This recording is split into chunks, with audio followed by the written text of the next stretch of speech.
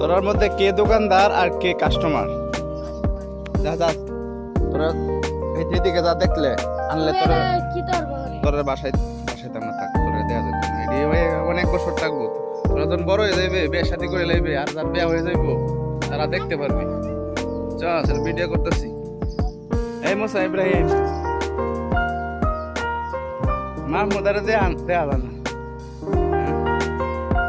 এরা হেরান তো বড় হয়ে গেছে, তোমার সেরা হয়ে গেছে বড়। এই যে দোকানদার কাস্টমার,